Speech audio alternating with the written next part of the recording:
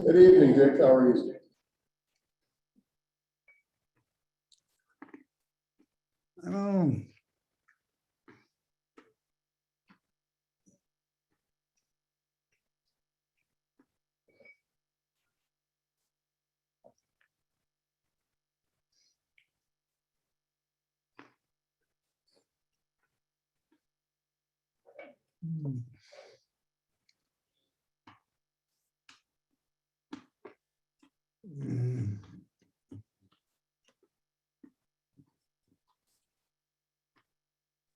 What? Can you hear us, Dick?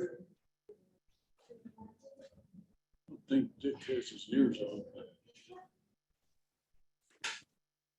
Testing. Can anyone hear us?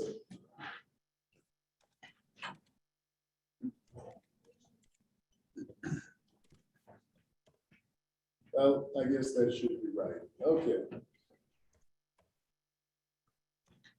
See if Dick can hear us. Dick, can you hear us? I can hear you loud and clear. And you sound gorgeous. Thank you. All right. Hello, Dr. Holguin. Welcome to our meeting. And we also have Mr. Day here, who has asked to go first so that he can address the issues that he's been working on for how many years? Oh, year and a half. A year and a half. Wow. So he's going to talk first because he has somewhere else he needs to be. So we're going to let Mr. Day start first. Before we do, let's go through the agenda really quickly. So we call to order, and we have, somewhere we have Edwina, but we have 1, 2, 3, 4 of us here. And then we have 5 of us here because we have Dick Winterbottom on Zoom. So the meeting is called to order. Do I need to move for that? I never remember. No, but I do need to move for the approval of the minutes and the agenda. You've all seen the agenda. We had the agenda displayed on the screen. And so I hope everybody saw it. And then we need to approve that. So I need someone to move to approve. So move. Second, I'll second. thank you.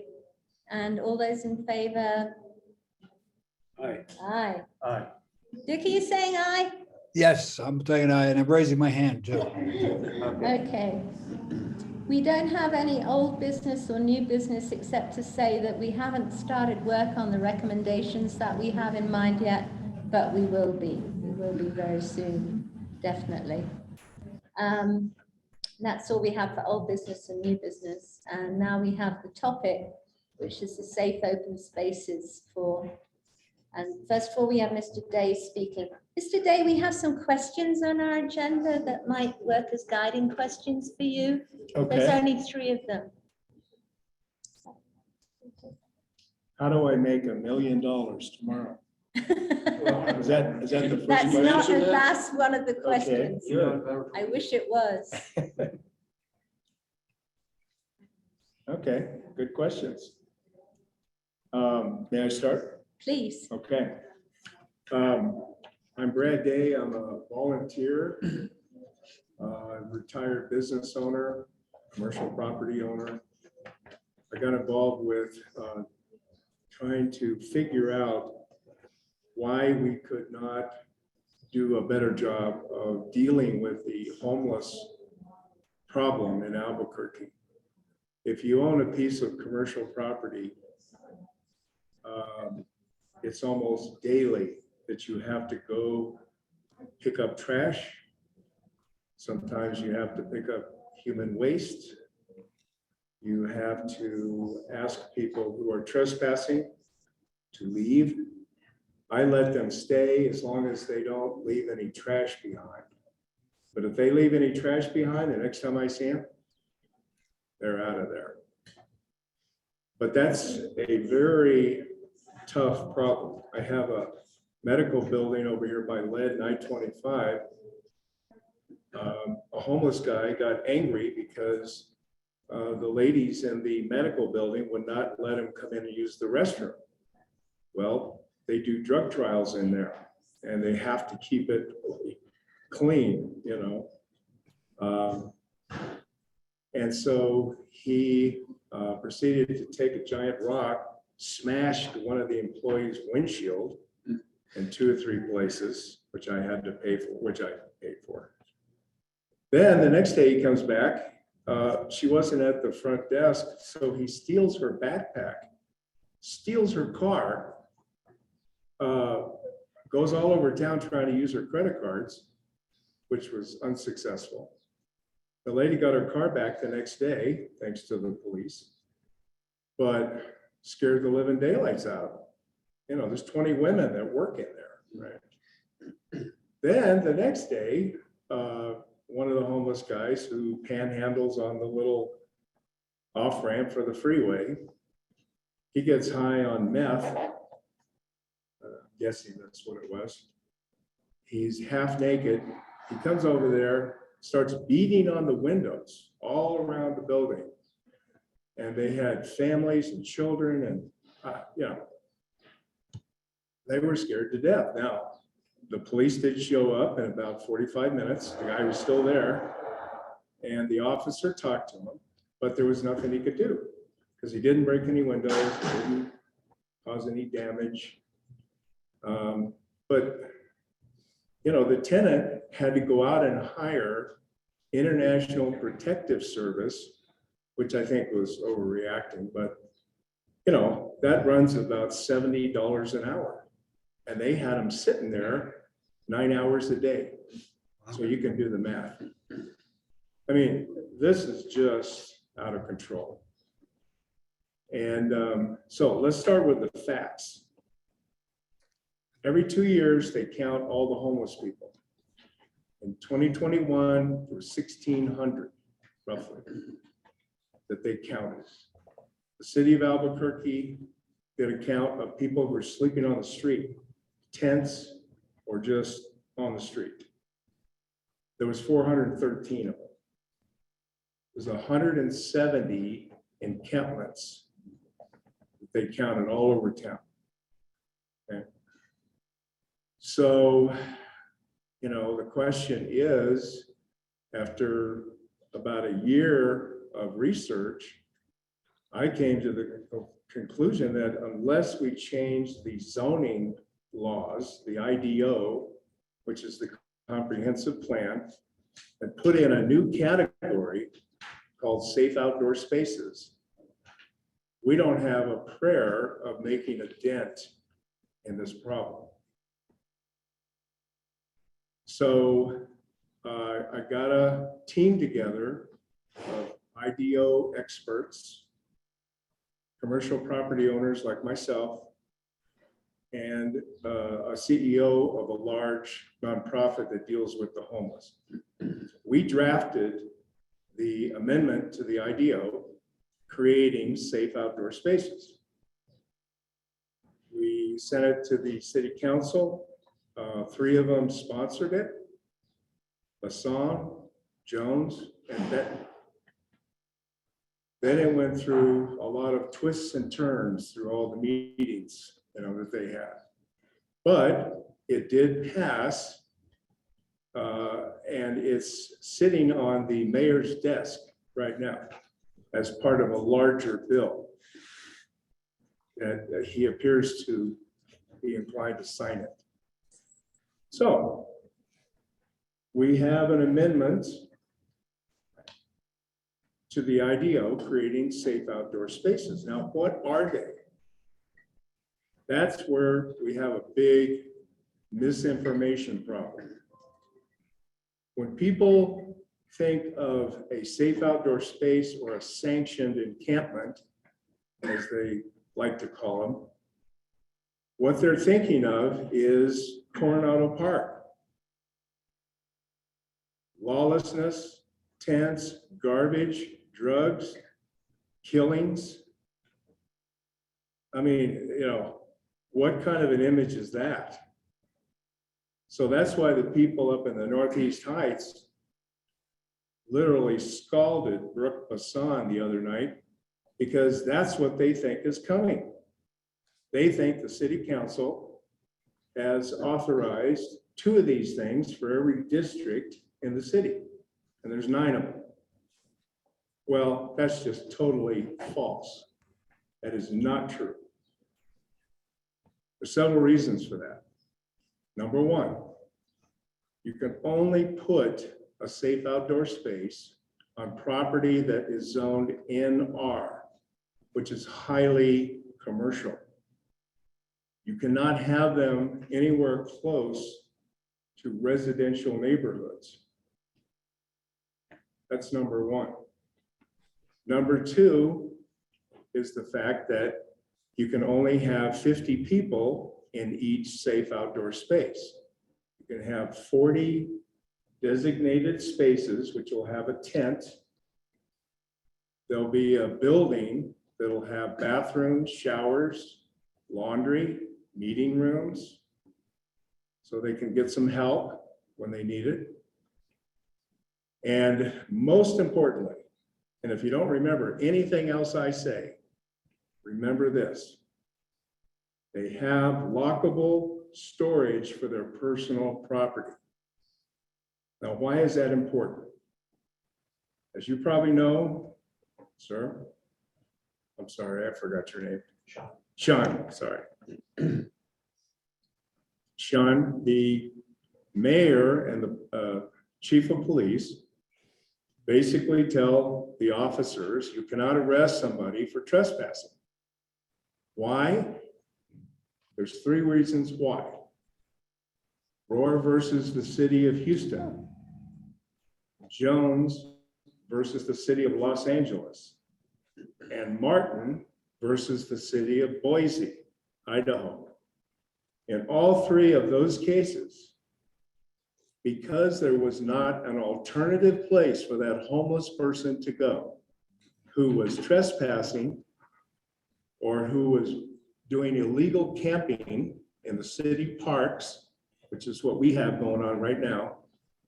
If you don't have an alternative place for them to go and be able to take their personal property, you are violating their 4th and 8th Amendment rights. That is a key point. So a safe outdoor space is not a sanctioned encampment.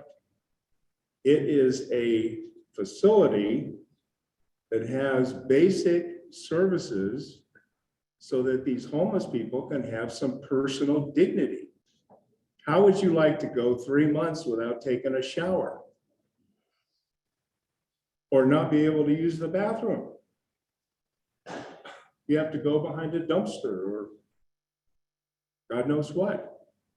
I mean, come on, this is the United States of America, the wealthiest country in the world. And we have this? Well, anyway. So we have a very small window where we're going to be able to make an application for at least 1, perhaps 2 safe outdoor spaces. If we get 2, we can take 100 people off the street. We could take everybody out of Coronado Park. Wouldn't that be nice? And the police can do their job for a change, which is enforcing the law. So, are these important? Are these safe outdoor spaces important? I bet they are, because they are a key element to helping the homeless get off the street and get into a place where they can have some personal dignity but it also allows the police department to do their job, which is the first function of government, isn't it? To enforce the law. We make the laws, they enforce them. But you can't tie their hands behind their back. Okay, so anyway, that's my rabble-rousing speech. But suffice it to say, we have to act quickly. These safe outdoor spaces have rules. There's 35 rules, some of which call for immediate expulsion if you break them. Most of the time, it's 3 strikes and you're out. So this is not going to be for everybody, because there are some people on the street that are so mentally ill or so strung out on drugs or alcohol, there's no way they can be in a safe outdoor space. So what I'm thinking is that about 30% of these 413 that are on the streets right now would probably qualify for a safe outdoor space. So we can get most of them in 2. Okay. They'll be able to get a job because they can clean up every day. They're going to have a safe place. It'll be fenced. There's security. And the security, by the way, is provided by the people who live in the safe outdoor space. Now, where does this come from? Well, Camp Hope down in Las Cruces has been doing this for 11 years. They help about 200 homeless people a year. We are copying their model to the letter because they are successful. If we're going to get in the hamburger business, are we going to do the trial and error method, or are we going to go buy a McDonald's franchise? They know what they're doing. And that's why we need to copy them. So you have to apply to get in. There are rules, there's security. People have to put 6 hours of service in to clean up the camp, provide security, everything that's needed. And there's a manager and an assistant manager on site that are residents of the safe outdoor space who will be there at all times. So what I've done is I've gotten people that I know that are in the business community, because they are sick and tired of this situation too. It makes our city look bad. You know, new companies wanting to come to town, these commercial realtors, they have to be so careful of where they take them so they don't see Coronado Park, or they don't see what's really going on here. You know, they want to help out. So this is a private sector effort. It is not being done by the city council or the mayor. You know, frankly, I find it hard to believe that they couldn't come up with an amendment to provide some kind of safe outdoor space model where we could solve this problem. So, you know, that's the way the United States is. All good solutions come from the private sector, not from the government. I'm not trying to diss all the government employees. I'm not trying to do that. They're valuable, but they have to have leadership. They have to have some kind of motivation to get this done. Well, my motivation is I don't want to have to clean up garbage on my commercial properties for the rest of my life. And so that's why I'm volunteering my time, spending the money to get the architect to draw it up. And these other 5 people that are on the team, they have donated all their time too. And when we get it put together, it'll be run by a nonprofit LLC, limited liability company, because there's a lot of liability involved. And we make these people sign a liability waiver when they come in. Doesn't always work, but you know, it's a good first step. So these will be well-designed, well-run, we'll be able to probably get 2 of them in before the city council, who thinks that, I guess they think that they should develop all the rules and all the operational plan, which is nonsense, because all we have to do is look down to Camp Hope and we have the models. So what I'm here tonight to do is to try to help dispel this misinformation that's going on about what these safe outdoor spaces are. They are not a sanctioned encampment. They are not a Coronado Park type situation. There'll be a fence around it with screening. You won't even be able to see in there. And if things work out, we're going to put 2 of them not far from here in an industrial area, commercial area. And we would have enough room to take every person out of that Coronado Park over there. Why are they preventing all the citizens who paid for that park from enjoying it? They can't even go near it.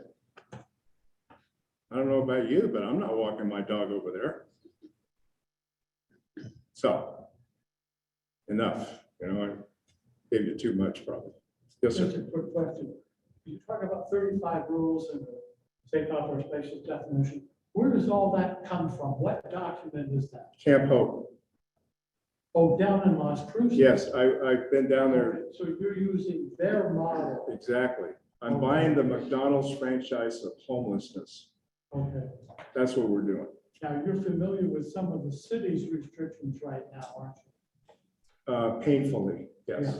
Yeah. Like, what does the city allow for a commercial?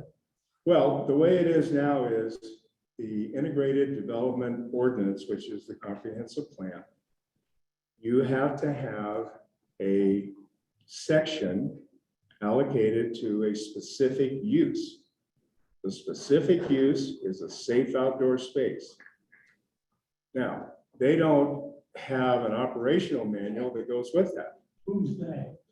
The city, Okay. they don't know what to do. Okay, they're not qualified. If they want to go down to Camp Hope and study their model like we did, then they might be qualified, but they're not. We have a couple of comments. First of all, Mary Ann says this is also very important for public health and disease control. And Maria Wolf asks, do you see pets allowed in the safe outdoor spaces? Yes, but they have to be controlled. They have to be on a leash when they walk them around. And if they go to the bathroom, they have to pick it up.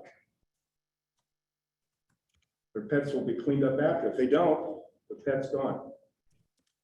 With them. Yes, ma'am. I'm sorry, I showed it late. I thought you started your presentation like you meant. Where do you plan to put these 2? I can't tell you yet because we're in negotiations to, you know, get a lock on the, it takes a ½ acre to do one of these, 22,000 square feet. Okay, you're under the assumption that the people at Coronado Park are all going to follow. No, here, oh, boy, am I glad you asked that question. Here's the choice. Because we have an alternative place for them to go, where they can take their personal property, which is a safe outdoor space. The police officer can come up and say, sir, you are violating the trespassing rules of our city parks. You cannot be in the city parks after midnight until 6 a.m. in the morning. And if you're there during that 6 hours, you are trespassing. And the penalty is 90 days in jail and a $500 fine. Yeah. It's almost laughable. Where do you think they're going to get $500? And they're used to sleeping in the worst. My point exactly. If you're homeless and I give you that choice, what are you going to do? Are you going to take a tent of your own with bathrooms and showers and laundry and all that? Or are you gonna go to jail for 90 days? Well, you know, we were sold a tiny house concept, but using the premise that you're using, and you can see that that's not being used. And the county commissioner was even looking for $9,000 homes while these were being used. You know what? That's another point. I'm glad you brought that up. What does this cost? Well, the Family and Community Services Department has over 1,000 people that they're giving vouchers to, housing vouchers, okay? They average a little over $900 a month. So they're spending between $11 and $15 million a year for housing vouchers. A safe outdoor space, counting the management, utilities, paying for the building and the land, it runs less than $200 per month per person. So we can house 4 to 5 times as many people with the same money. All right, we have a few other comments here.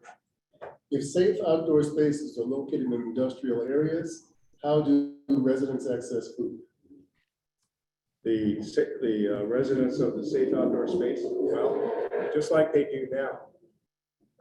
If I'm in Coronado Park, I'm gonna go down to the Rock because they serve meals down there on 2nd Street, right?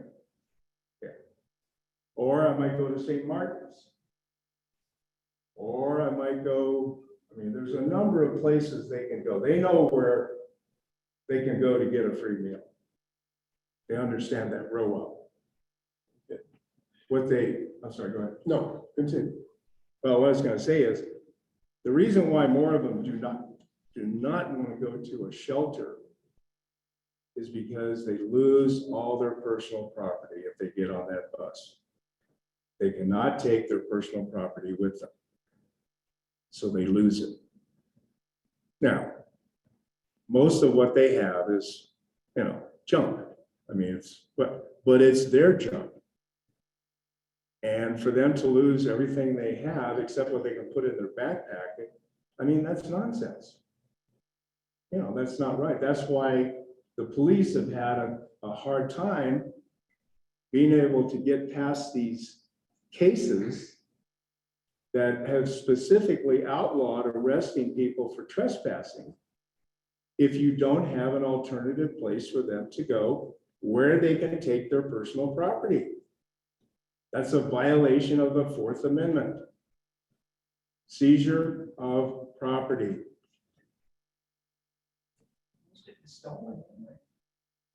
No, you can't say that. But I did, as coming here, driving on Broadway, right in front of Albuquerque High, there's this big encampment. I don't know what he's got under this, but a big cover, yellow cover, and he's sitting there on the steps, looks perfectly healthy. And they're not gonna have him move. I mean, and he's actually walking the street, and no one's gonna wanna walk through it. But I'm just getting at the point that there are many people who are not gonna go along with this, and it's not just that they're worried about this stuff. They've been accustomed to this lifestyle, and I know no one likes to live in the street. Well, if I have the ability to arrest them for trespassing and they don't want to go to a safe outdoor space, I am very happy to take them down to jail and book them. So you're going to get 3 squares a day, but you're also going to be somebody's girlfriend, probably, which is not, you know, a pleasant thought. Mr. Day, I just want to introduce our other panelists. We have City Councilor Brook Bassan. Thank you so much for being here. And we also have Dr. Elizabeth Holguin. And I believe that I can't see them, Mr. Day. Can you? Oh, I'm sorry. Sort of ducking and bobbing around you. So we have Dr. Holguin, Councillor Bassan, and well, we have Mr. Winterbottom, who's one of our council. I just want to say that Mr. Day is speaking first because he's pushed for time. So Councillor Bassan and Dr. Holguin, you will get your place in the sun, I promise. And I just wanted to very quickly ask our new commander, Commander Garrett, what his response is to what do you do about homeless people that are on sidewalks and on spaces, you can't take them to jail, can you? In theory, you can, but So there, I am aware of the court rulings for public spaces. Sidewalks are a little different because it is impeding traffic. Right? We don't want individuals to have to step into the street because the sidewalk is impeded. So we'll actually go out there, and there's city ordinance for obstruction of sidewalks and things like that that we can enforce. Parks are a little different. But any officer that goes out there for those things, there's already laws on city ordinances on the books for obstruction, impeding traffic. So we'll actually go out there and I agree with we can't arrest our way out of these problems, but that doesn't mean that enforcement action can't be taken. Does it have to be jail? No. Could it be a citation or a summons to appear in court? Can they go out there and offer resources from different entities of the city? It's trying to find the perfect situation for that person, because we can't treat each individual the same way because their circumstances are different. But for sidewalks and private property, there's nothing that, if you own a business and you have your own private property, there's no trespassing signs, we can enforce those. With all due respect, I have tried that route. You call 242 cops because it's a non-emergency. It's not a 911. I would say that on average, I've been on the phone 45 minutes to an hour and a half, and nobody answers the phone.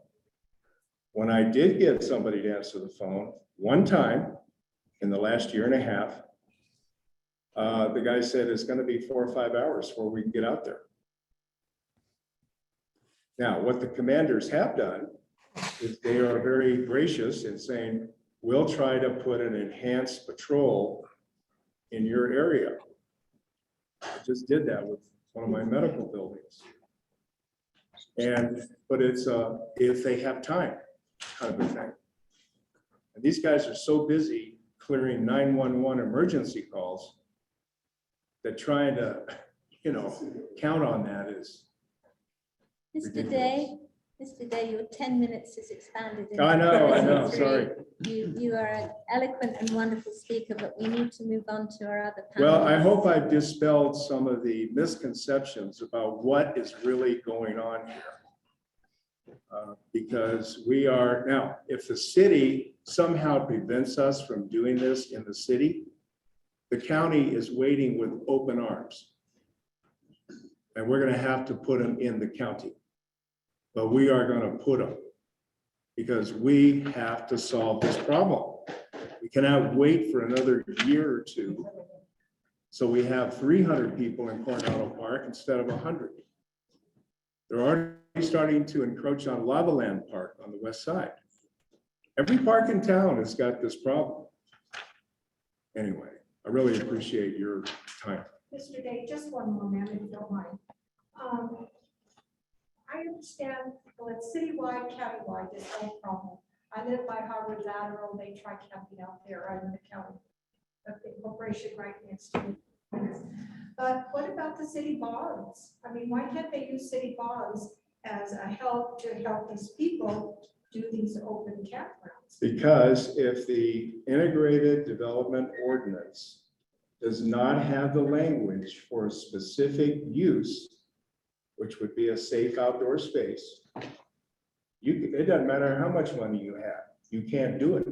But it's our money, and why doesn't the mayor? Well, you're gonna have to talk to the politicians. No, I'm not a politician. Well, No, I there mean, is- but there's one right there. You can talk to them. You guys need to use the city bonds for this terrible problem we have in the county. And Well, anyway, thank you very much for your Thank time. you. Okay. If you, the microphone has about a 10-foot range, so if you're back here, have a seat here, please, and I'll be able to pick you up. Okay, great. We have a lot of questions. Should we go on to our next presenter? Are they First related? of all, could Could we just introduce the people who are not on? the I'm so board? sorry, we didn't introduce ourselves at you. the beginning. I was just so nervous about being in person for the first time. Yeah. I'm Rowan Wymark, I'm the co-chair of the Valley CPC. I'm Tom O'Keefe. I'm a member of the Valley CPC. I live in Matthew Meadow, just a little bit north of here. Marquisa, I'm the CPC Office Assistant. And I'm Phil Jameson, I'm a member of the CPC. I'm Melanie Lewis, and I'm a downtown neighborhood association neighbor, and I'm also a community school coordinator for Longfellow, Lou Wallace, and Eugene Field Elementary Community Schools, all located in the downtown area. It's been a Cairo, co-chair of the Valley. Laura Trujillo, Valley Crime Prevention. Hello, everyone. I'm Sean Garrett. I'm the Valley Area Commander for the Valley Area Command. Pat Martinez, North Valley native, very concerned about all these things going on with the homeless and the developments. I understand the developments are also being given city bonds to develop out in the north side of the city where they can be applied to this problem.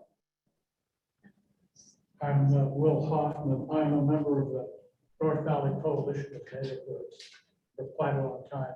And also with Faith Works, which is a faith-based organization looking at the concept of safe outdoor spaces and sanctioned encampments, not unsanctioned like Coronado Park. Would you like to introduce yourself? Oh, Kelly, I'm sorry. I'm Kelly Mentz. I'm the CPC coordinator for the city of Albuquerque. I am Francis Armstrong with the South Broadway Neighborhood Association.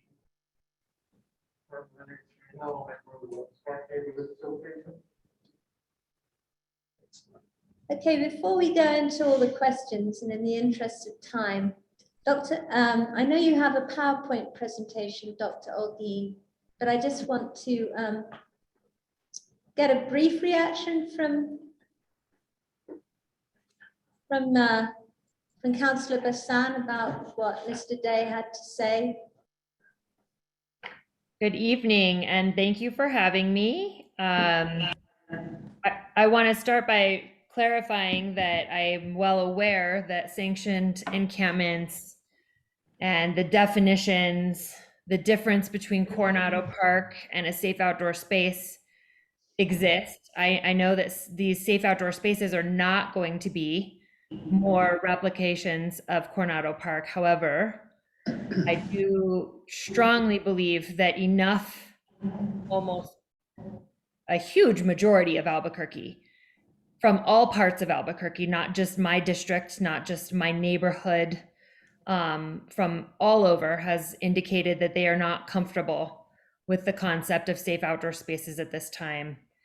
I think that we do need to find a humane constitutional way to assist those in need who actually want or don't even maybe know they need drug addiction, behavioral health treatment. We can't just arrest people and make them have a girlfriend. I can say that. I do not agree with that. But I also definitely think that, you know, we need to focus not just on the misdemeanor laws that are being broken, because I understand, and I said this yesterday, and I'm going to start probably continuing to say it, that our city has come to a certain point where there's so much information. There's so many different types of restriction, whether it's the McClendon settlement, court-appointed settlement agreement, the fact that we have, you know, these other needs. We're worried about the Ninth Circuit. I think that we need to really prioritize filtering out what is a true reason why we cannot enforce, whether it's the federal government or any of these other agreements that we're under, and what has become just an excuse because we've become accepting of it. And I even need to figure that out, because I think that one of the reasons that we cannot enforce laws is something like a misdemeanor and some citations for just trespassing and loitering. Although I want us to do it and I'm going to fight for it, I understand where some of that is a problem. However, when I visited Coronado Park a couple of weeks ago, someone was sitting there under a sweatshirt smoking something. And I can tell you, I've seen people smoke cannabis. I know what that's like. And whatever this was definitely not cannabis. And nobody did anything. So to me, when you're going to have consuming drug use, open drug use in public that's against state and federal laws, we should enforce those. Let's focus on felonies. And APD is working their tails off to do everything they can, but we can't just lean on them. And we certainly can't ignore the demands, the cries, and the pleas of Albuquerque coming from around. So I want to start over. I want to listen to the community, and I want to figure out what the best next steps are. Thank you for your, and we'll want you to speak some more, of course, but right now we want Dr. Holguin, if you want to do your PowerPoint. Thank you so much. And I am Elizabeth Holguin. I'm the Deputy Director for Homeless Solutions, as well as the Clinical Advisor for the city. I do want to say that I appreciate Mr. Day's passion for the topic. There were, however, many inaccuracies that I'd like to address in what he stated. What he's envisioning is maybe his own vision or mission for a safe outdoor space, and I will sort of present what the city is proposing, as in family and community services. And I do agree mostly with what Councilor Bassan has said. Where we disagree, I think mainly is the point that, you know, she has to listen to her constituents, and people around Albuquerque are saying they don't want this. But as Mr. Day brought up, many people, and what you see on the news when we talk about safe outdoor spaces, they're showing Coronado in the background.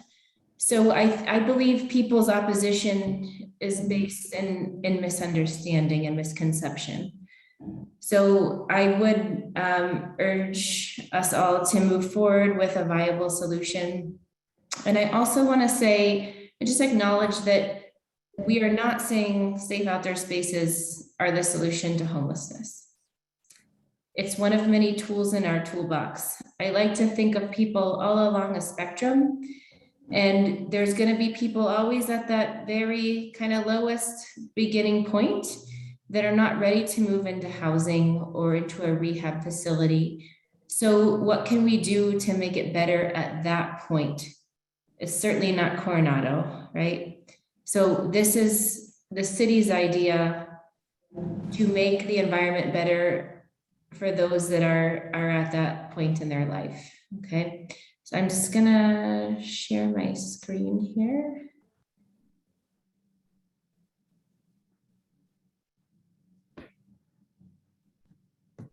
I also want to say I am a nurse practitioner. I have a background in public health, a PhD in health policy. So yes, I think in that sense, but I'm also a small business owner downtown.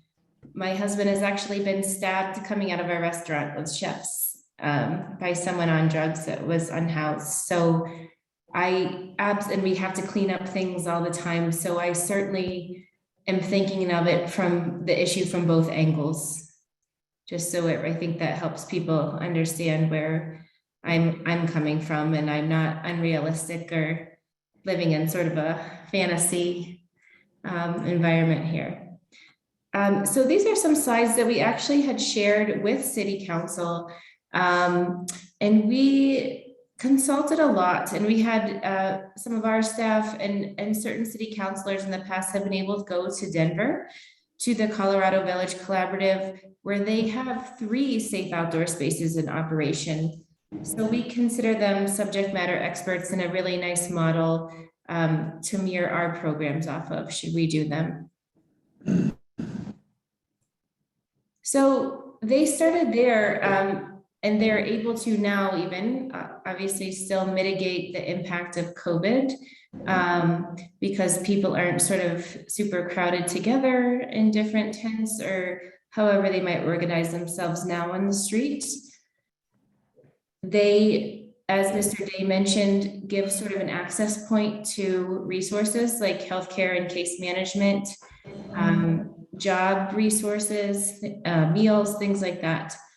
And as we all see, I don't think anybody wants to see people on our sidewalks and under underpasses for a variety of reasons.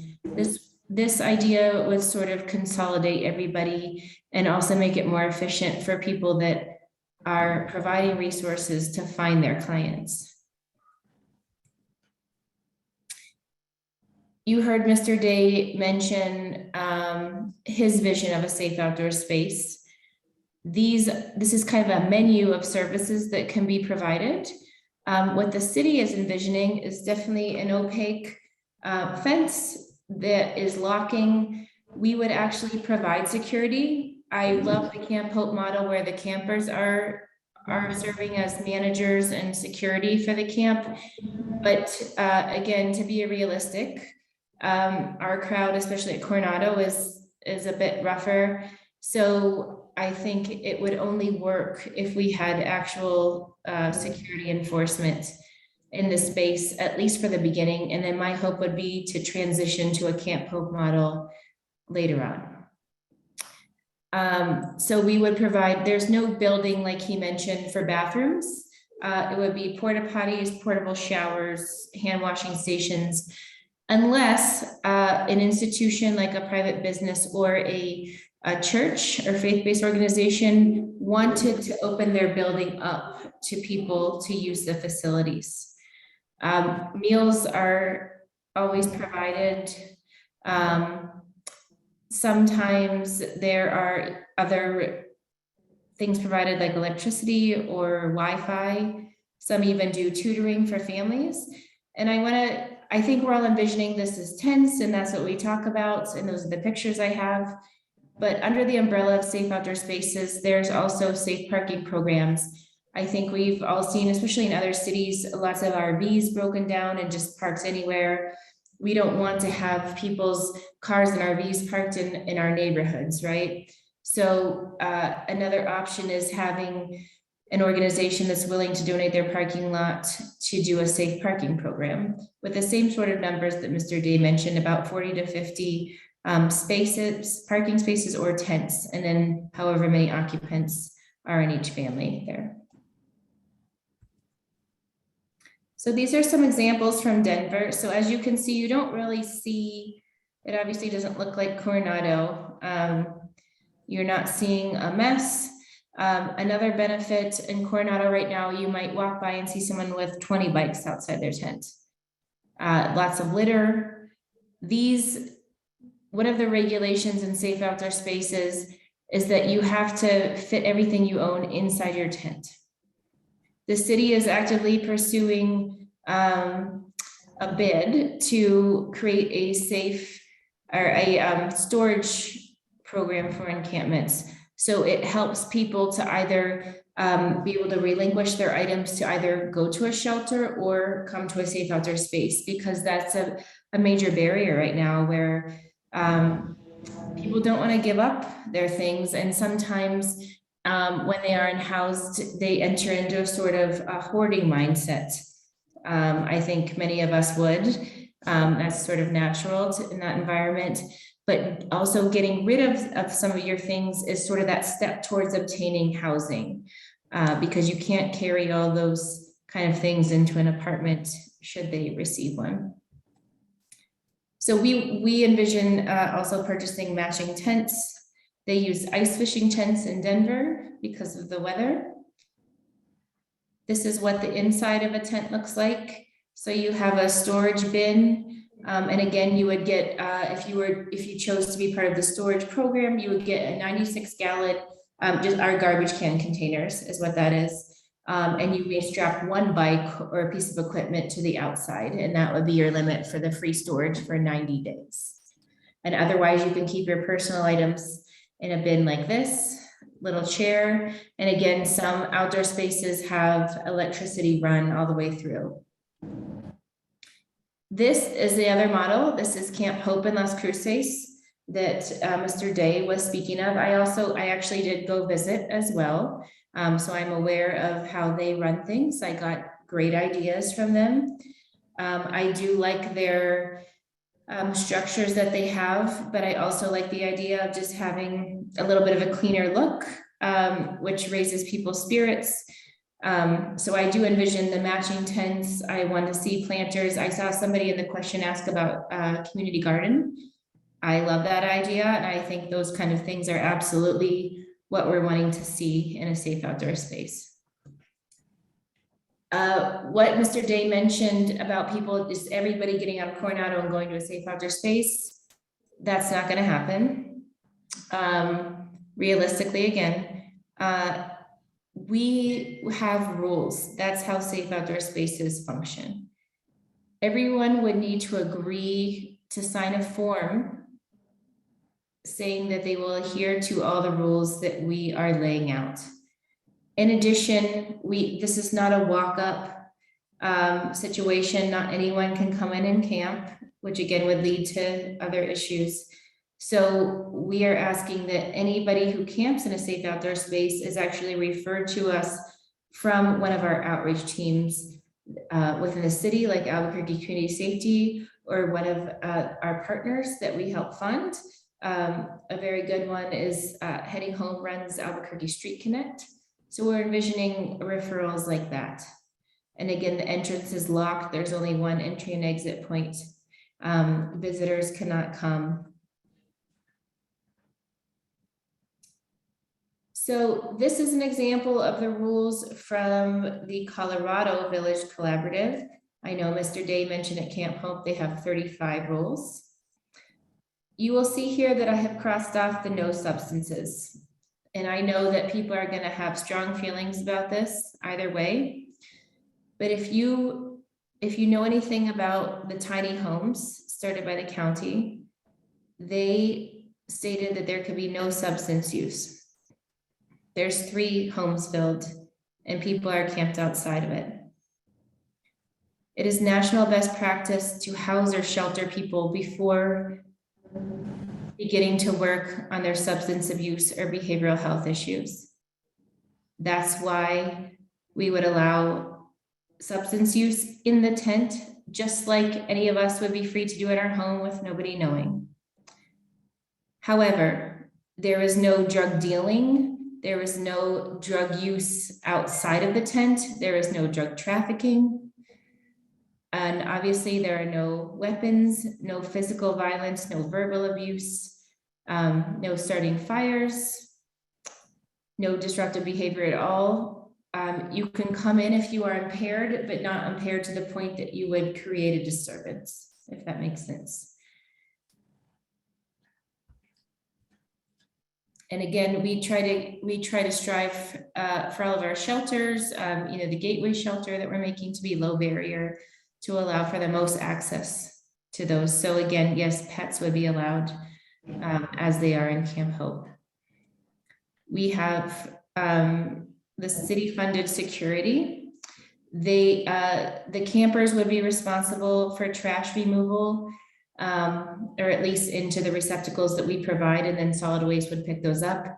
And I think one of the major incentives is that they do not have to clear out every 2 weeks like we're doing at Coronado and other places right now, which is heartbreaking to watch, frankly.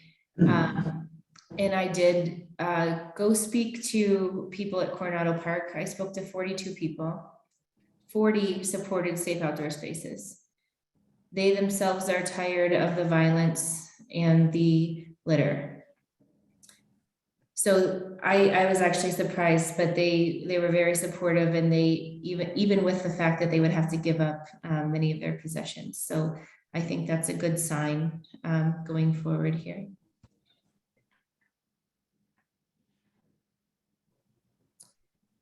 So like I mentioned before, there's many services that can be provided.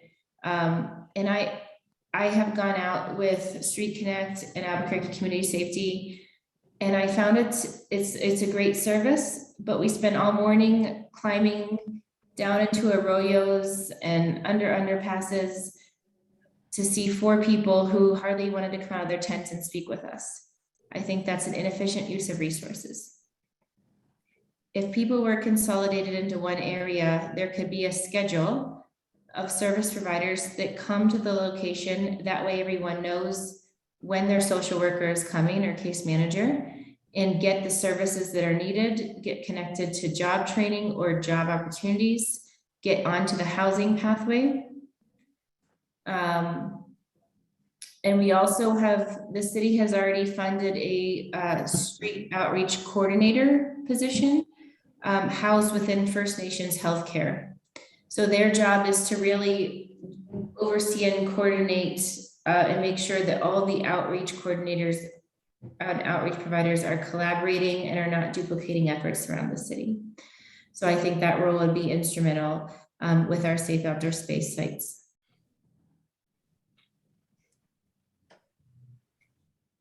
I think it's just important to remember, and this again, where I want to highlight a discrepancy from Mr. Day. We can't, again, just round everybody up and even send them to the county, okay?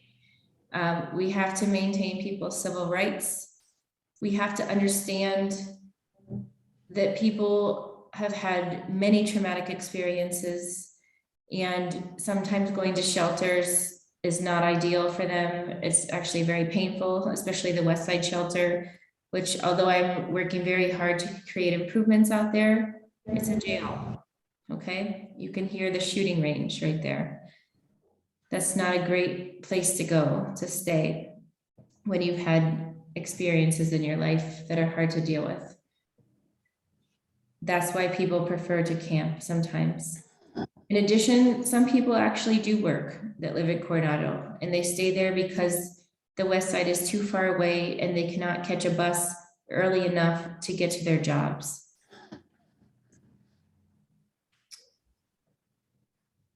We would be able to identify more people that have current housing vouchers, as well as, like I mentioned, get into the coordinated entry system and get more people on that pathway to housing. Again, also identify people that are able to get into behavioral health services or an inpatient rehabilitation service. And I think it's important to highlight that sometimes an outreach provider has to connect with the same person 10 to 15 times before they accept services.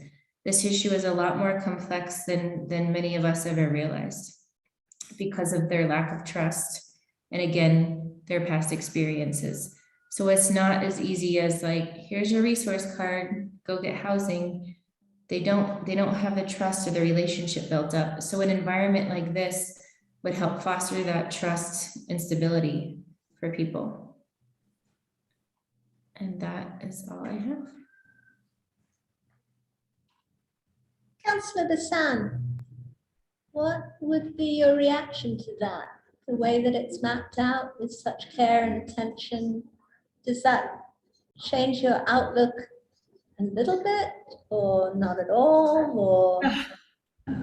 No, so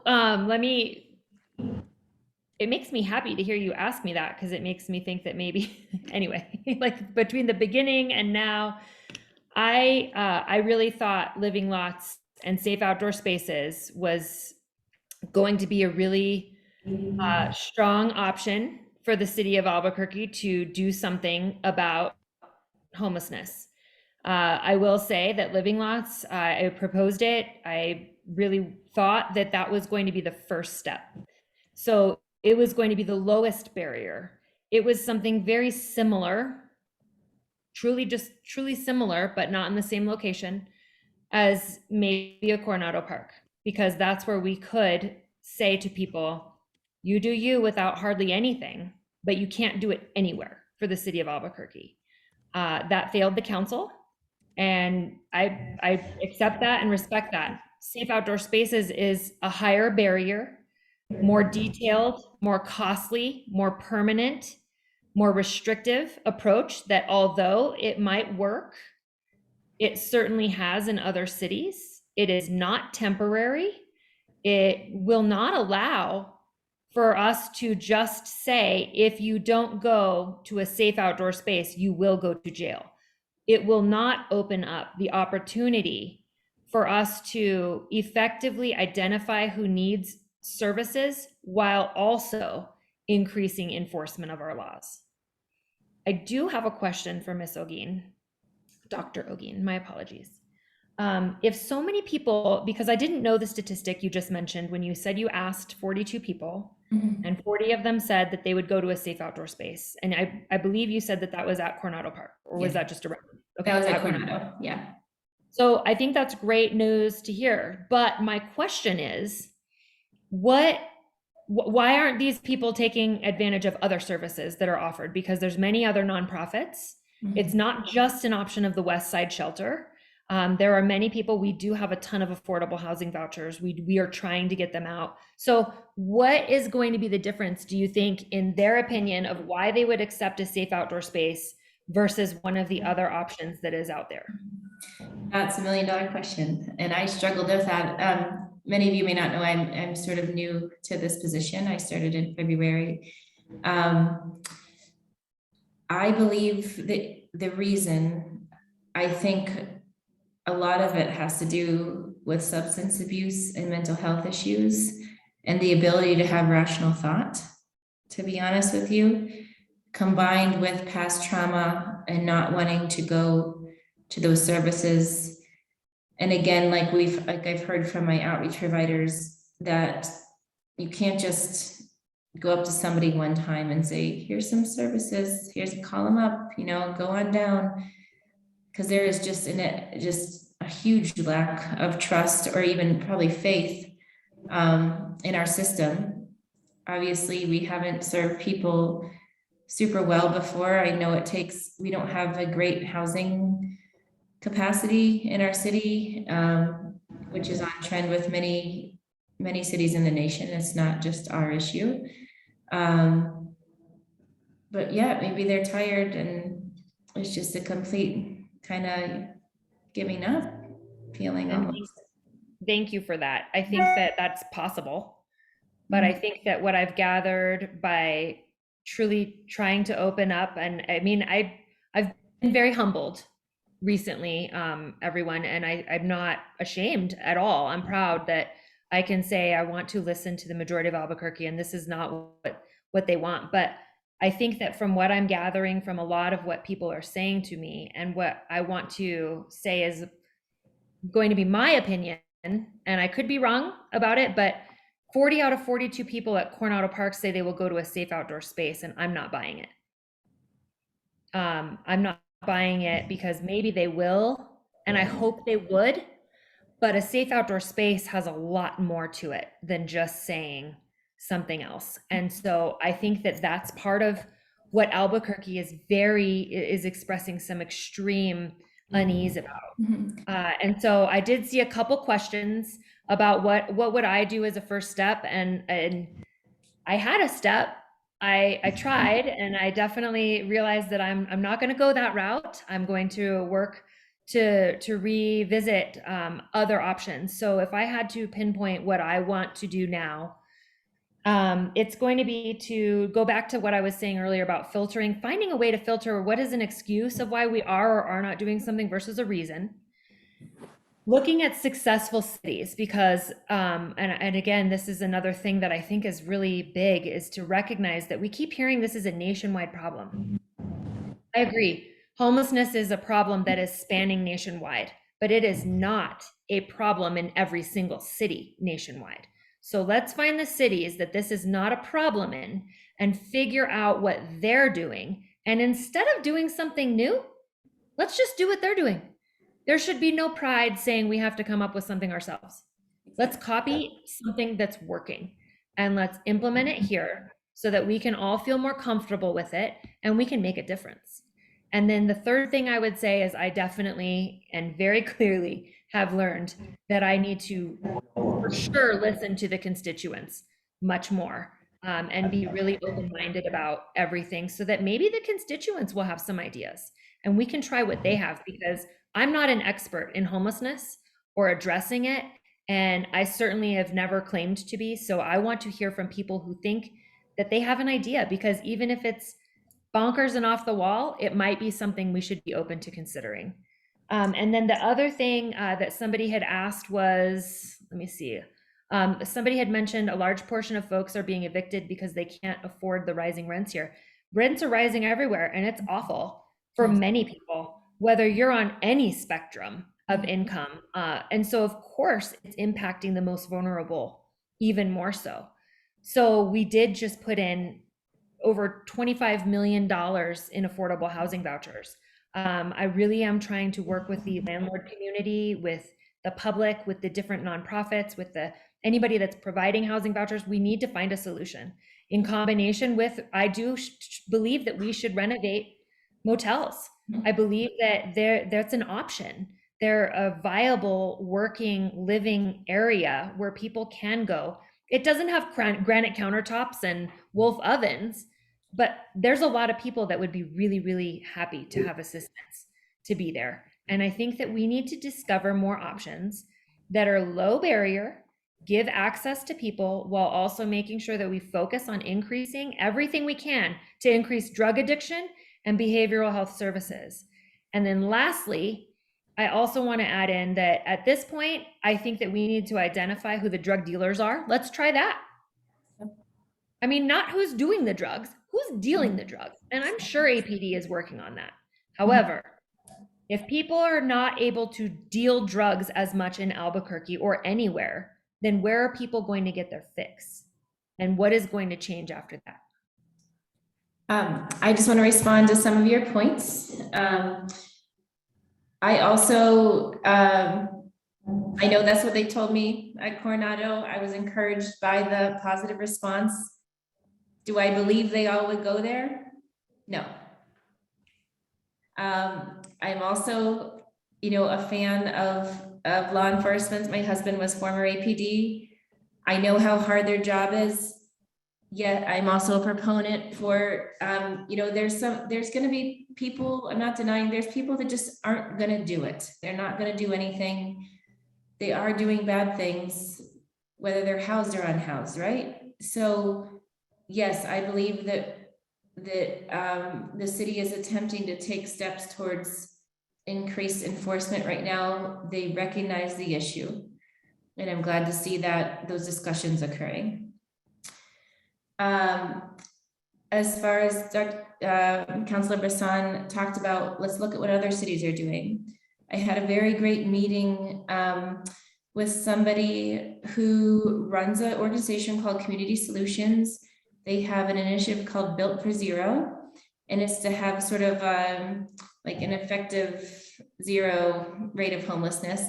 There, of course, there'll be somebody that's homeless in every city, but what they do is provide a framework to really effectively see how we are progressing. Because even though we have a framework, we have 6 areas of concentration, from prevention to shelter to outreach to housing.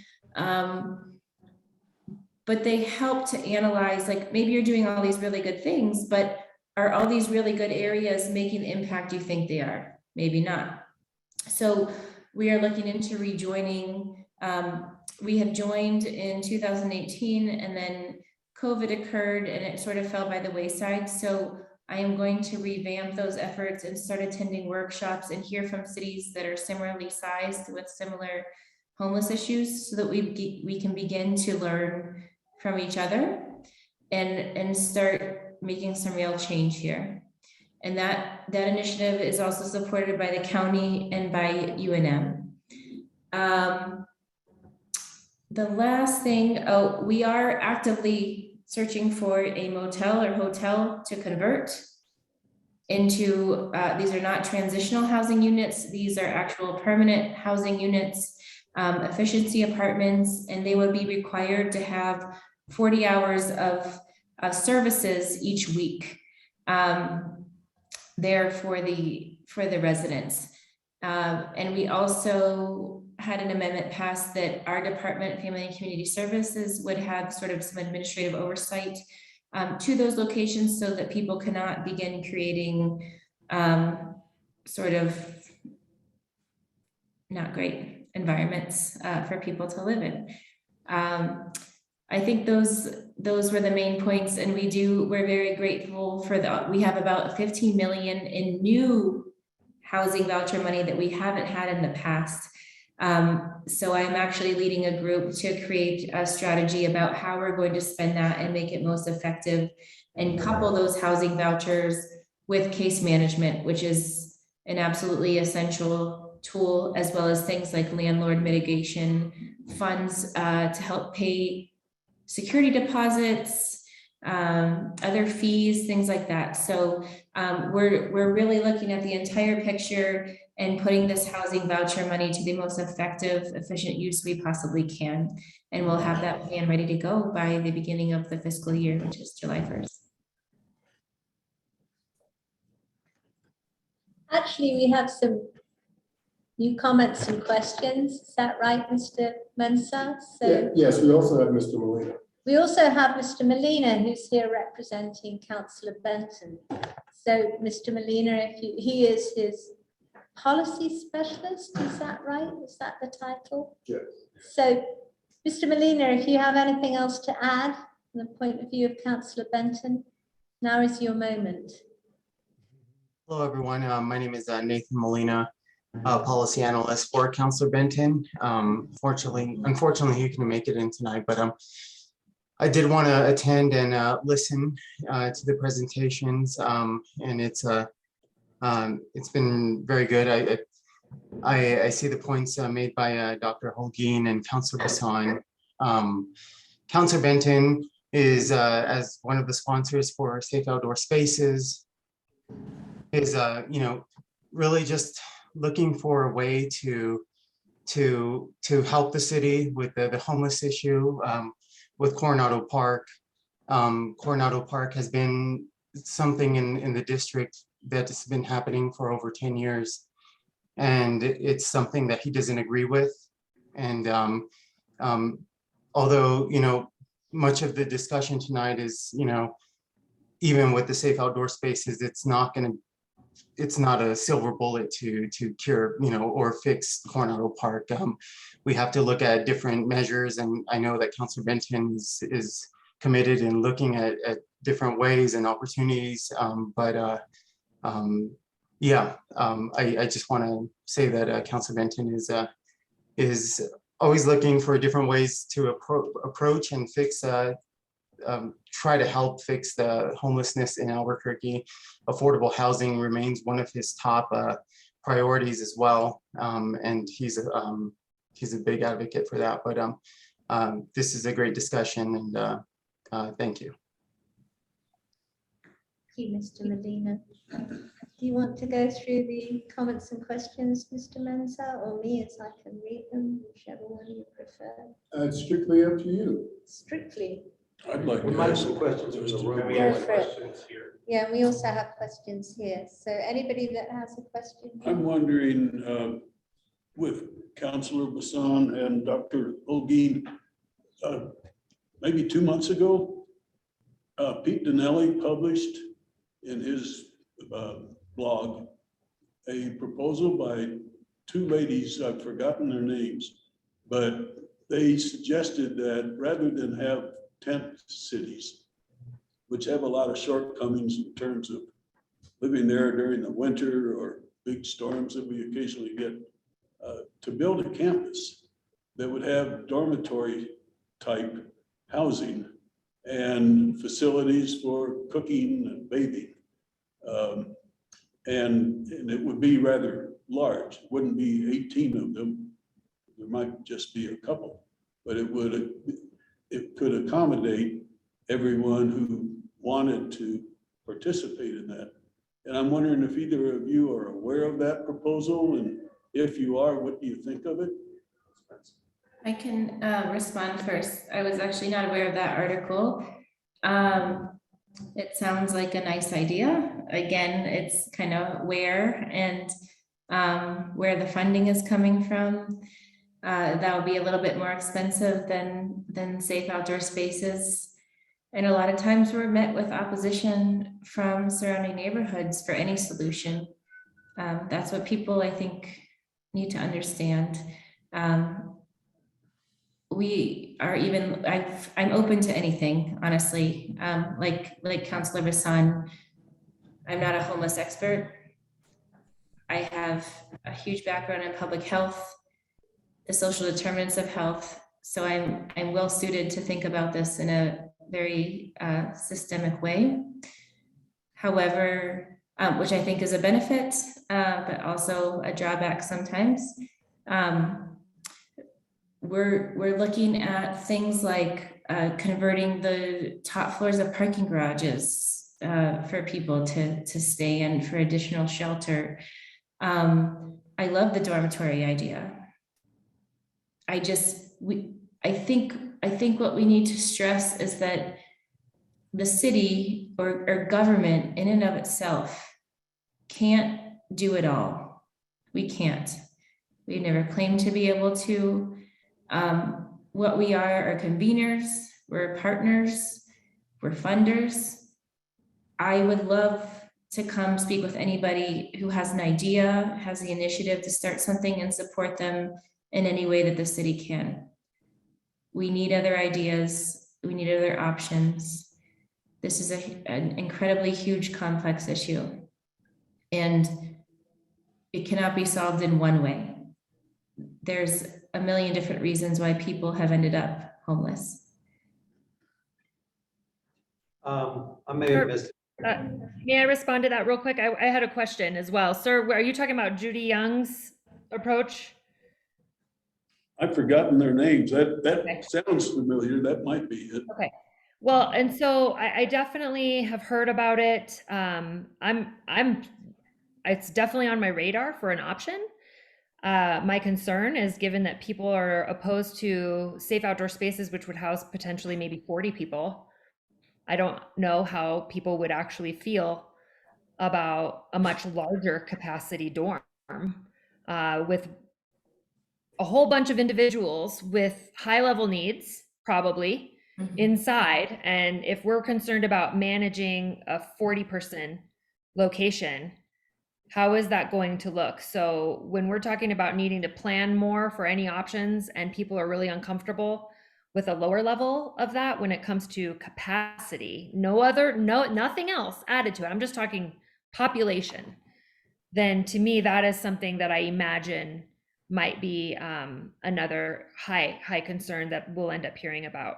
And if I may, I did see another question. Is that all right if I just kind of go straight to answer that one so that I can? Can I just say that we would not support a huge number of people in any one location? We've learned from the West Side Shelter, we learned from other cities. We're not in the business of warehousing people just so people don't have to see them anymore and not acknowledge their presence. It's not a good practice. So I am in support of the dormitory idea and the environment and the shared kitchens, love it. But it would have to be at smaller capacities and at scattered sites. Well, it's kind of tiny houses, isn't it? Which is up in the air. And that's all I'm going to say because there's another question here. Go ahead, Jameson. I just want to say very quickly, Dr. Holguin and Councilor Bassan, if you could put your emails in the chat, and people who feel they haven't had their questions and comments answered here, because there are a lot of them. If they have your emails, they can email you and ask you those questions. Because we are running a bit low out of time, not low, but a little low. Mr. Jameson. Thank you. What I like about the presentation from Dr. Holguin is that really the safe outdoor space is just an opening for all these other services with I would guess, an ultimate goal to see how many people we can get back into permanent housing.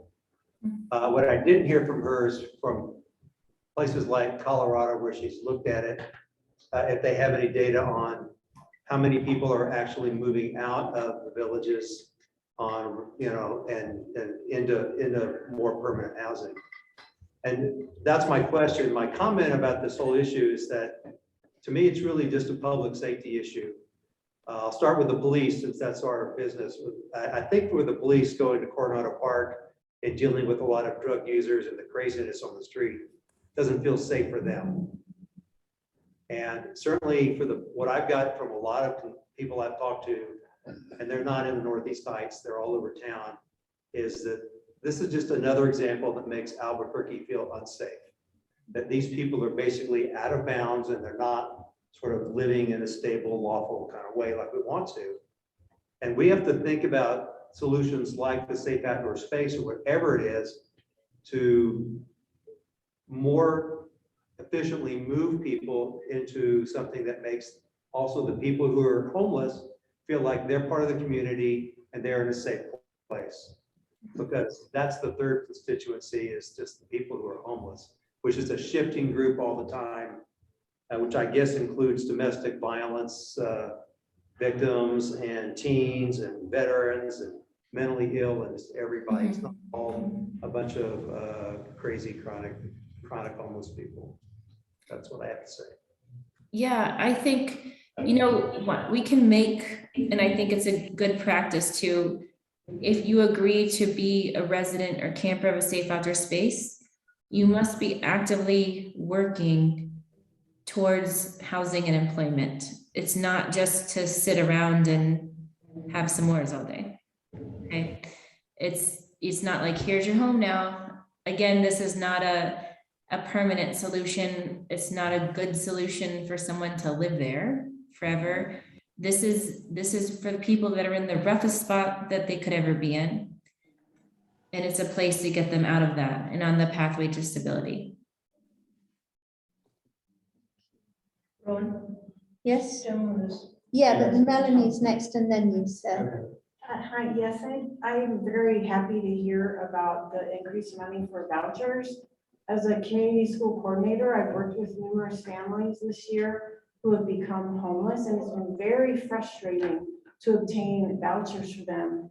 And I'm definitely interested in the safe spaces because I have families who were looking for safe spaces in their cars and they couldn't find a place to park. They couldn't get a voucher. And so we're hunting all through the community to find out which community center, like the one by Eugene Field, can they go to where they could come in and shower? Or is there a safe parking lot somewhere for a woman and 2 kids to live? And I feel very passionate about this because I've spent the last year trying to help numerous families, and I'm in contact with several people living in tents right now who would happily go to a safe space, especially the kind that Dr. Holguin was talking about. So I really would push back on the number of people who are not in favor, and who are we asking? I just want to mention, thank you for that.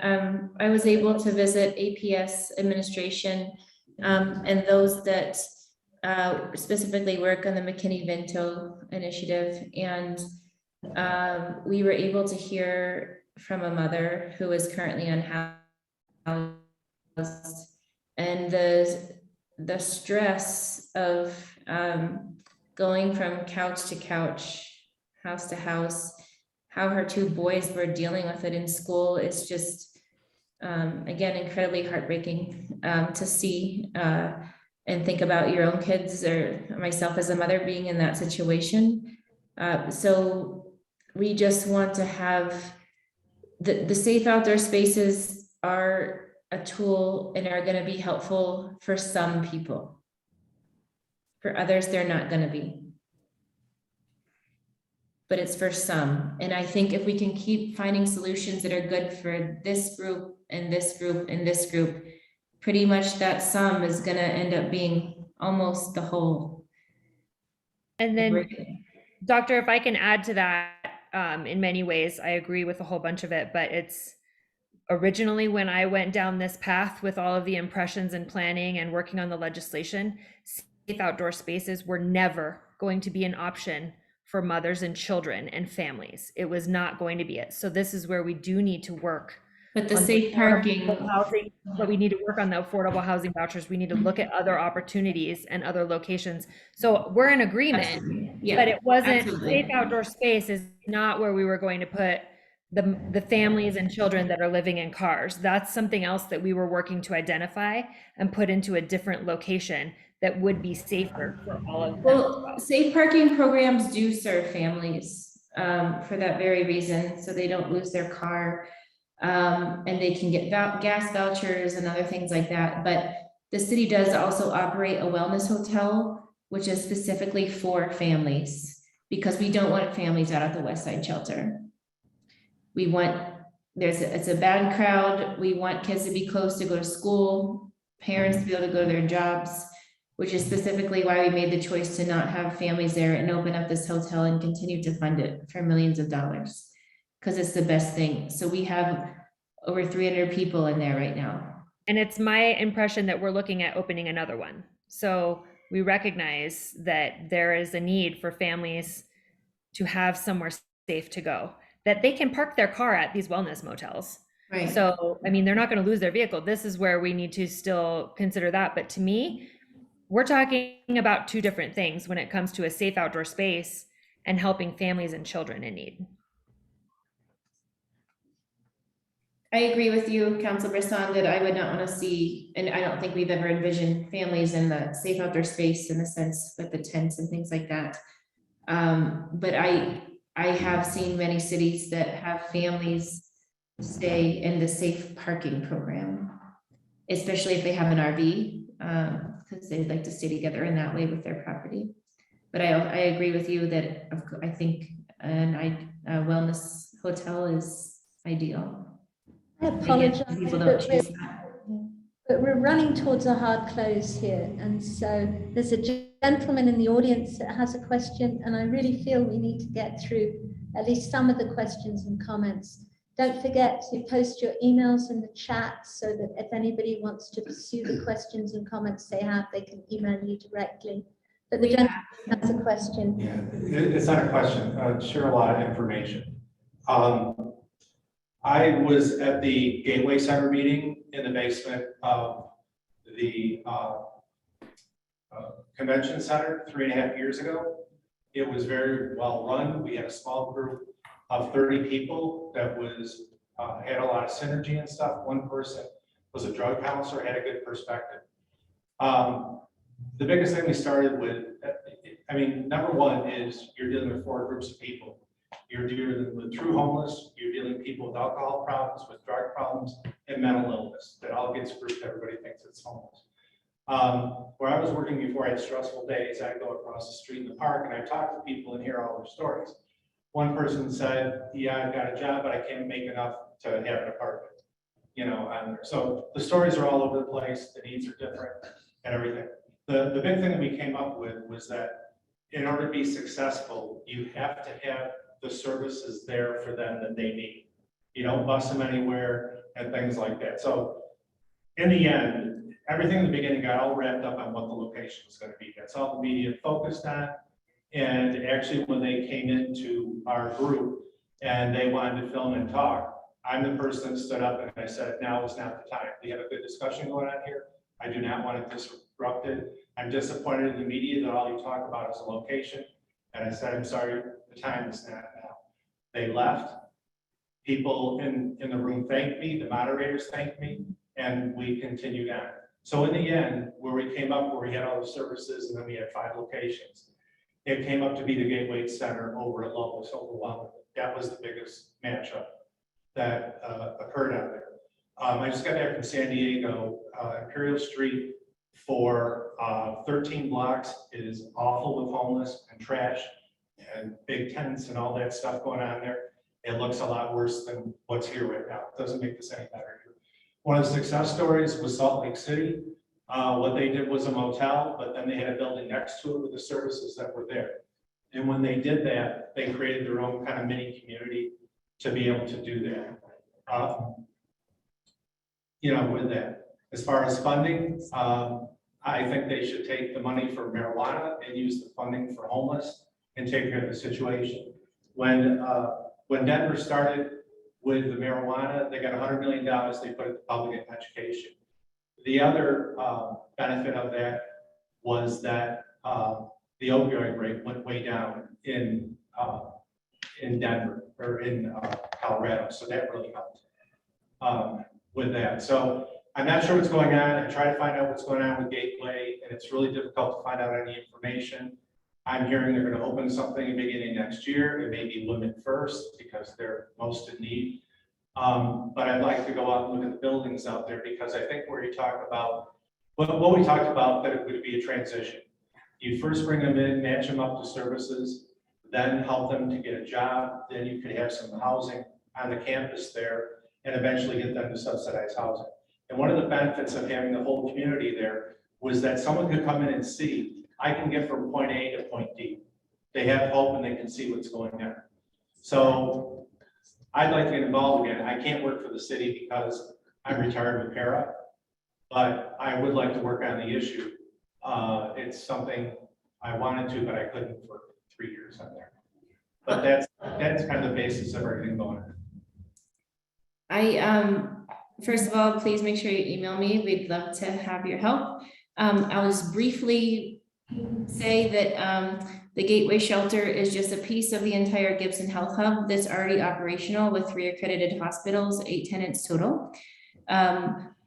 Phase 1 demo is complete as of now. Phase 1 will be 50 shelter beds for women. When phase 2 is complete, we don't have a date for completion for phase 2. Phase 1 will be complete this winter. But when phase 2 is complete, it will be 50 single men, 50 single women, 25 families. The engagement center will be part of phase 1, which is offices that will house different social service resources like workforce solutions, clinics for IDs, different housing management services, things like that. We will also have half of our medical respite unit, which is for people to recover from surgeries or different medical procedures, or those that are ill and need clean water and a clean environment to heal. And then we also have our medical sobering facility for those that are in need of sobering. In addition, we have a first responder drop-off, which is the first of its kind in the city, that will have a few beds for APD, different EMTs, AFR, our ACS team to bring people to that are maybe just kind of down and out, but are not appropriate. They're too stable to go to the emergency room. They don't need to go to jail, which is currently the only 2 options for them. So this will help free up emergency room beds and give people the space to recover for up to 23 hours. And then they may be able to get transferred to another shelter or be admitted to the Gateway Shelter, depending on capacity and appropriateness. So if we could make, there are a lot of questions and comments, and we have probably about 15 minutes because that's all that Laura will need to give her crime report. And we do want to hear also from Commander I'm Garrett. going to have to apologize and go ahead and go, but please email or call or text. I know I'm a little bit behind on communicating with people, but I am working on making sure that I get back to people as soon as I can. And thank you for having me. I really look forward to coming back again soon. Thank you. Thank you both for being Aren't here. you going to stay and learn Great about your discussion. community? Aren't you going to meet our new commander? Bye. Okay. That leaves Dr. Holguin for all the questions and comments, or shall we just? Shall we just go to the crime? We'll just go to the crime stuff. Dr. Holguin, thank you so much for being here. And thank you for your PowerPoint presentation. And as you know, you have Dr. Holguin's and Councilor Bassan's email, and you can get a copy of this meeting or you can watch it. It will be available on YouTube, is that right, Mrs. YouTube and the website. YouTube and our website. And I sincerely appreciate the ability and the time given for me to come and explain some of the city's vision. And I appreciate all the thought that's gone into your thoughtful comments and questions tonight. Kelly is just typing where I was going to go. I was going to say, please come in person to these meetings if you think you'll find it more interesting. You too, Yeah, absolutely, but yeah, I'd love to. Asking other people to come in person, and there's The Johnny Tapia Community Center between Mountain and Sixth, the parking is on Rosemont. And it would really make a difference to have more people here, though it's wonderful to have people online also. And as Kelly's just typed, if anybody's interested in joining our council, then please do email Kelly for the details. Or you can email me at valleycpc@gmail.com. Thank you so Thank you. much, Holguin. Thank Thank you, you. Mr. Molina, for being here Have a also. good night. Just embarrassed to have it.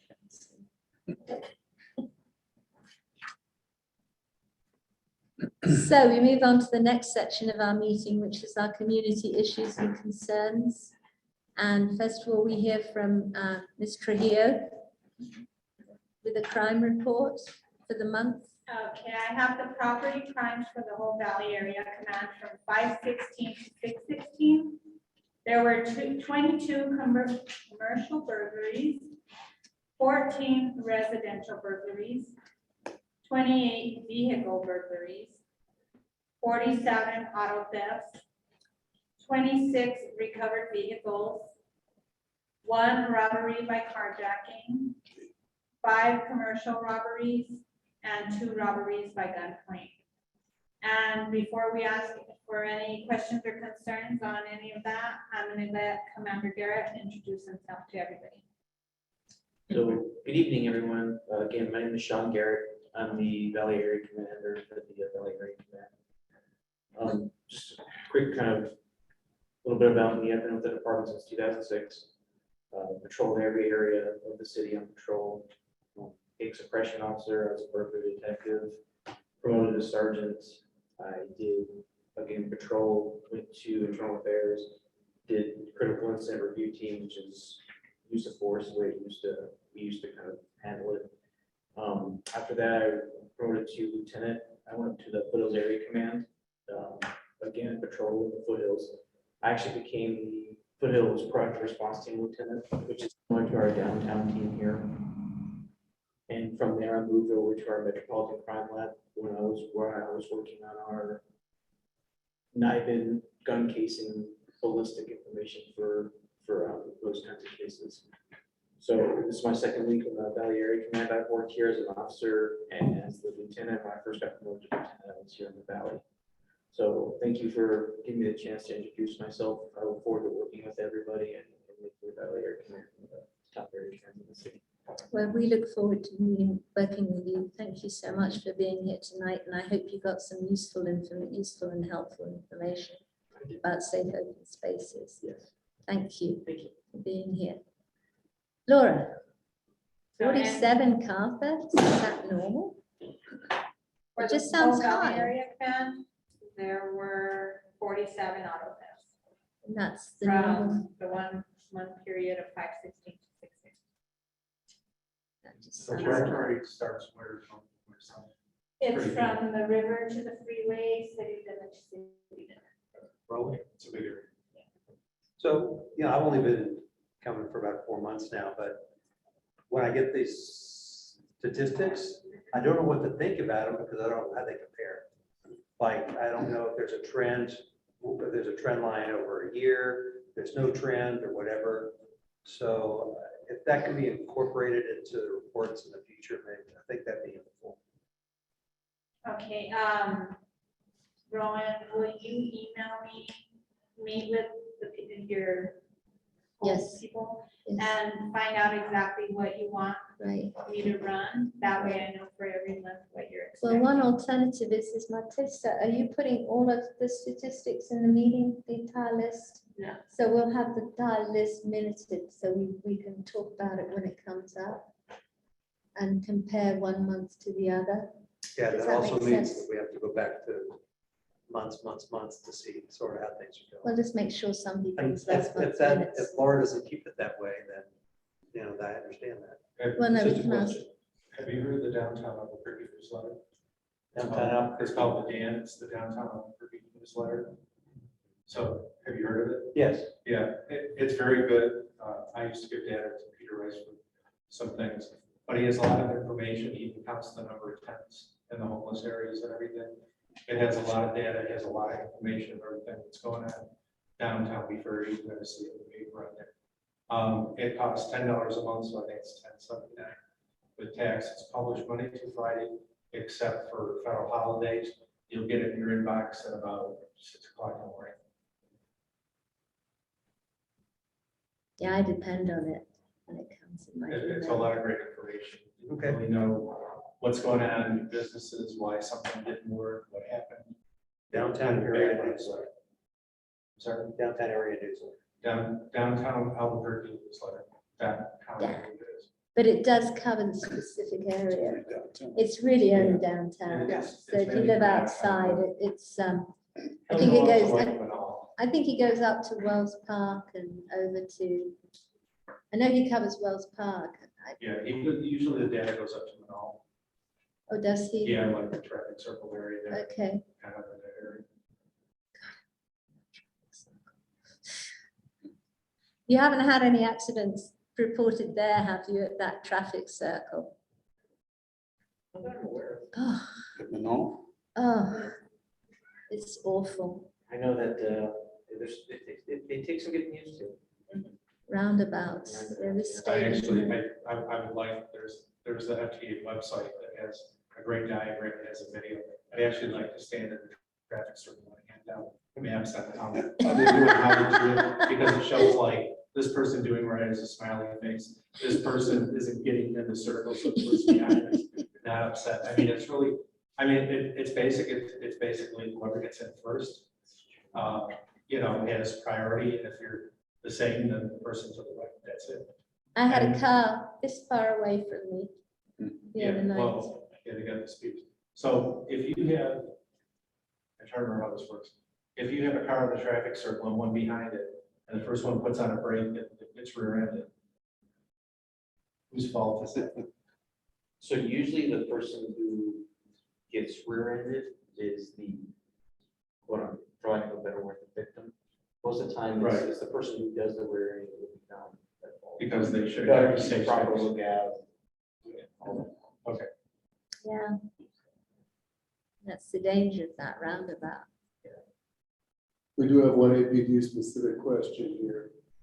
At city council, there were some questions regarding police retention, especially C. Sanchez asked if there were any trends within the exit interviews that would reveal opportunities to community, city to formulate ordinances or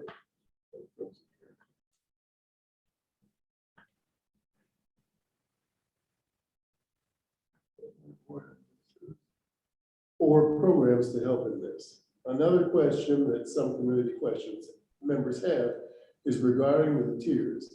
There are 2 tiers within APD, the admin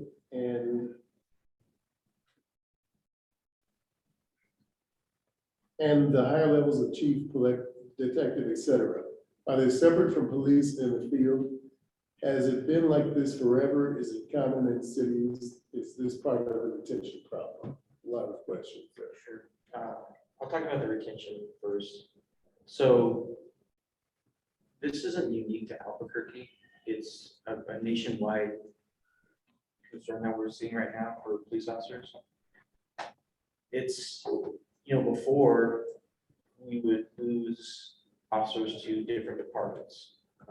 Now you're just seeing officers leaving the profession as a whole. So it's not unique to Albuquerque.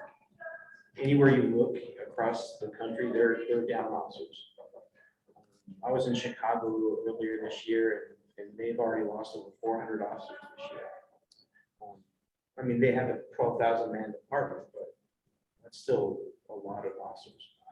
So with trying to recruit new officers, the pool in New Mexico is very small, right? So every department is looking outside their respective states.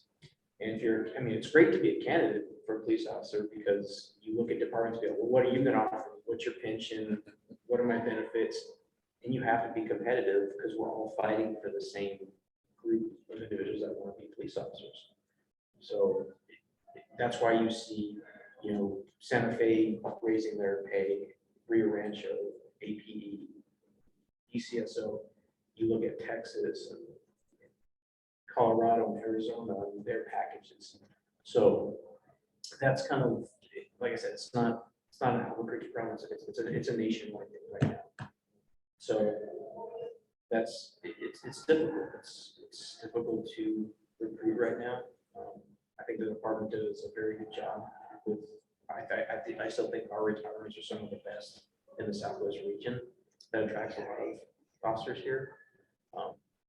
But just the amount of people that want to be police officers this day and age is getting smaller. The second question was related to, can you, the second part of that? Tier system. Oh, the tier system. So Yes. yes, most police departments run kind of a paramilitary organization, correct? There's chains of command from an officer up to the chief of police. I wouldn't really call it a tier system. It's more of a chain of command type of system, just like the military. So you have officers that have specialties that are detectives. And you have supervisors that run different specialty units, but we all kind of have the same goal and direction from the chief of police and what his direction, his goal, or his thought is for running the department. So we all kind of run that mission and try to achieve that goal, if that answers that question. Well, when you get to the level of commander and above, Mhm. you can't be a member of the APOA. So that's another tier system that you have in place. Correct. So anything above the rank of lieutenant is an appointed position. Right. And they don't fall into the union contract. with the Right. APOA. Right. Yeah. I don't know if that constitutes a tier system, but it does a little bit. I would just say it's more union versus Yeah. non-union, but the structure of day-to-day operations doesn't really change. It's just kind of whether you're in that bargaining agreement or not. There was an Yes, issue I know. before with the difference in pay of VCSL in the city, and they did take care of that. They closed the gap. A lot of police officers don't know. I talked to a police officer about 3 years ago at a community meeting. He told me that 20 years ago, they hired a whole ton of police, and they retired in 20 years. That caused part of the gap. So they're trying to prevent that again. So instead of hiring all the police at once to fill it, they're trying to tier it in, so you never have that situation again, 20 years down the road. This yeah. also sounds like what, in the news, they call the great resignation. Lots of people are changing careers after our last couple of years of disruption. I don't think the police is really unique in having so many people decide to try something new. Correct, and that's what I said earlier, like, from my time in the department, you would always lose officers to different departments across the country, not just in New Mexico, but they just move. And like I said, these aren't Albuquerque problems, it's just a profession right now, they're just kind of leaving the profession. It's something that everybody kind of has to work on. I think some of the bigger security companies that, like IPS has a lot. I understand. Yeah, but I mean, UNM has retired, APE, IPS is a lot retired. So, I mean, APS. Yes. But that's, recruiting is always a challenge, but I think, like I said, our benefits and hiring plans still some of the best that I've seen in the Southwest area. So it is attractive, and like I said, we're all fighting for that same deal. Okay, I think we've reached the end of our meeting. Thank you so much, those of you that stayed. We need to make this one a bit more formal with stretch of time. So if any of you that are still out there have community-based questions and concerns, feel free to stay for this last half hour and bring them up. I am so sorry we didn't get to all the comments and questions, but you do have the Dr. Holguin's and Councilor Bassan's email hopefully be able to We're supposed to wrap. email them. Thank you so much. It was a good meeting. Yes, excellent meeting. Thank you, everyone. So moved. Oh, a motion to adjourn. What happened? Motion to adjourn, second. Oh, All don't have to those in second the favor? motion to adjourn. You don't?